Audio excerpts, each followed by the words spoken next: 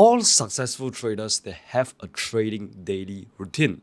By following the same daily routine every single day, they are able to achieve consistent profits. So in this video, I want to share with you my own personal trading daily routine that I use to trade for a living. It's the same routine that have made me over 6 figures from trading. So without further ado, let's get right into it. So basically, my daily trading routine is split into 3 phases: pre-trade, during a trade, and post-trade. So what do I do before a trade? What do I do during a trade? And what do I do after I'm done trading for the day? So let's talk about the first phase, which is the pre-trade, right? Before I take a trade, what do I do? So I wake up around 5 a.m., 6 a.m., 7 a.m., depending on what do I have to do for the day, right? If I have a lot of work to be done, I'm going to wake up at around 5 a.m. to get shit done.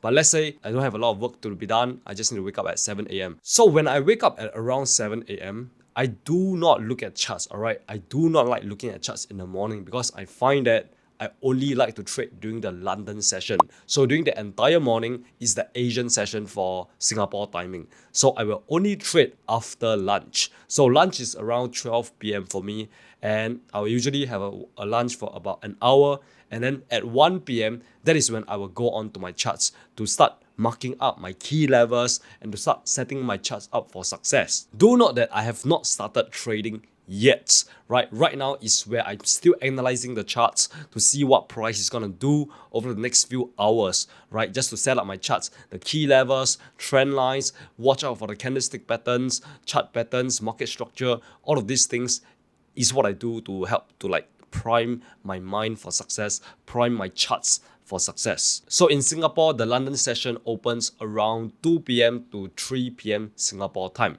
right? This is when the London session opens, and as you know, when London session opens, that is when the liquidity start to come in, right? There's gonna be more volatility coming in. So ultimately, what time I trade depends on the currency that I'm gonna be trading and also my schedule, right? Let's say that I'm trading gold, right? I will know that gold move a lot during the London and the New York session. So ideally, I want to trade gold during any one of these session. Or let's say I want to trade GBP USD. So GBP USD moved the most during the London session, right? In my experience. So right now, I'm currently only focusing on 3 to 4 currency pairs, which is gold, US30, GBP USD, and AUD USD. These are the 4 currency pairs that I'm focusing on right now. These are the 4 currency pairs that are on my watch list. So I only trade London session because I found that in my experience, if I try to trade every session of the day, Asian, London, and New York session, I end up actually losing more money compared to winning money, right? So I used to make this mistake, right? In my first year of trading, I would trade from the morning till midnight, right? I'll trade Asian, I'll trade London, I'll trade New York session. And then sometimes I'll make money during the London session. But then when the New York session come out, I'm gonna lose the money that I made in the London session in the New York session. So I end up giving the profits back into the market. And honestly, it's quite counterproductive because honestly, when it comes to trading, you really only need to block out a few hours of your day and focus on trading those few hours. So for me, it is the London session. Now, how I mark up my charts is by using the higher time frames like the daily and the 4-hour time frame to mark up all my key levels, right? My supply and demand zones, support and resistance levels, trend lines, and also identify the market structure, whether it's an uptrend, downtrend, or consolidation. So that's the first thing I do before I do anything when it comes to trading. I do my top-down analysis, which is analyzing the charts from a higher time frame down to a lower time frame. So I look at the charts on the daily and the 4-hour, and then I go on to the 1-hour time frame to mark up more key levels or more recent key levels, or even a 15-minute time frame to mark up even more recent key levels. So I'm a mix between intraday and swing trading.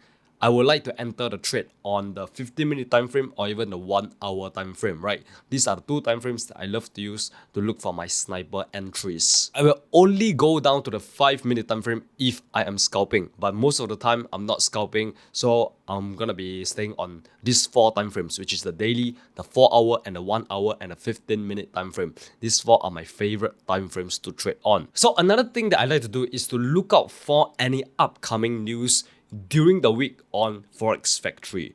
So as you know, every week, sometimes there's gonna be news coming out on Wednesday or Thursday, right?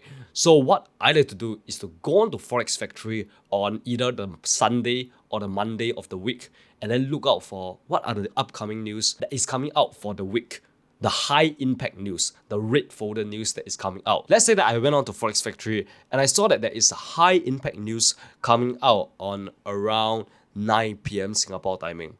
Then I'll make sure that I close my trade before 9 p.m. This is so that I can avoid any unpleasant moves when the news get released at 9 p.m. Because most of the time when news release, price is going to be super volatile and unpredictable. Now the next phase is what do I do during a trade? Let me go on to the charts and show you what I do. So like I said, after I'm done marking my charts up, I will be looking to enter for a trade at around 2 p.m. when the London session starts. So you can see right now, this is around 2 p.m. and the London session has started, right?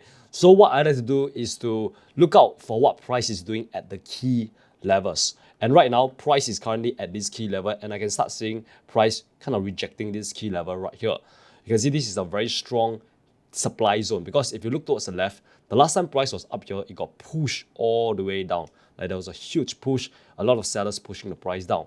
So right now, prices came back up to this supply zone over here, and I'm expecting price to come back down, right? But remember, we never ever want to assume what the market is going to do. We want to react to what price is doing. So in this case, what I will do is to wait for further confirmation. So right now, I'll still wait. And right here, I can go down to the 50-minute time frame to look for a better entry. And I can see right now, you can see price is creating a lower high. You can see this high is lower than the previous high right here.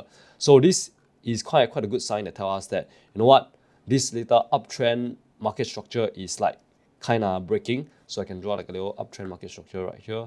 And you can see price is starting to break out of this little retracement or little uptrend market structure, whatever you like to call it. And you can see price is starting to tank and head back down. So in this case, what I want to do is to look for a few confluences, right? So I can see at this point of time, supply zone, that's my first confluence, my first confirmation. The second confirmation could be this lower high right here, lower high market structure. And my third confluence could be this gigantic bearish engulfing candlestick right there. And also fourth confluence, I can even add up my moving averages like this. You can see the moving averages cross over. So now that I have multiple confirmation, I entered for a sell somewhere right around here, and I'll place my stop loss either above this supply zone or above this last lower high. This is the last lower high, and I'll place the stop loss above it. Because if price eventually like goes up and stop me out, guess what? Price is going to go up and reverse and head back up. And my trade is invalid. So that's why I'll place my stop loss. You always want to make sure you place a stop loss at a point where it invalidates the setup. And then for my take profit, I want to look for like some sort of key level for me to place my take profit. And I can see there's a key level somewhere right around here. You can see the last time price went all the way down here, it reversed and hit all the way back up here. So you can see price has just been going like somewhat like a sideways movement. So yeah, between these two key levels. So this is a very nice 1:7 risk to reward ratio. And right now, let's just see what price does. You can see price eventually go down, go down, go down. And like I said, right, whenever price creates structure, right, you always want to make sure you move your stop loss. So you can see all these lower highs being from lower high, lower high, lower high, right? I will have moved my stop loss from here to here, and then to here, and then to here. Basically, as price goes down and create your market structure, lower high and low low, keep on moving the stop loss to the next lower high, so that even when you get stopped out, you actually get stopped out in some nice profits. So at this point of time, I will have closed my beautiful trade somewhere right around this area here. Before price starts retracing, right? So somewhere right around here, close the trade.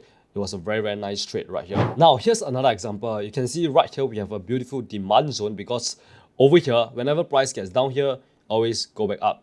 Come down, go back up. And next time price come down over here, it went back up again. So this is a very strong demand zone, and there's a lot of buyers looking to buy at around this area here. So we already missed this big move. We already missed this big up move. So what do we do next? We do not enter here. The last thing you want to do is to enter for a buy here, because if you enter for a buy here, your stop loss must be all the way down here. So you want to be patient, to wait for price to pull back, and then that is when you can look for another entry somewhere right around here. So right now, I'm going to be very patient and wait to see what price does. You can see price it's like slowly coming back down. And the moment price start to come back down to this demand zone right here, right? I'm going to look at the candlesticks that is being formed at the demand zone to see what price is showing us. Remember, you want to wait for price to tell you a story. Everything has to link up together, right? Like example right now, price is going sideways, so we might be expecting more sideways movement. And you can see somewhere right around here, price has just gave us a bullish engulfing candlestick at this demand zone. What does this tell us? This tells us that there's a lot of buyers inside this market right now trying to push AUD USD up, right? So that's the first confluence, bullish engulfing candlestick. Second confluence is that this demand zone right here.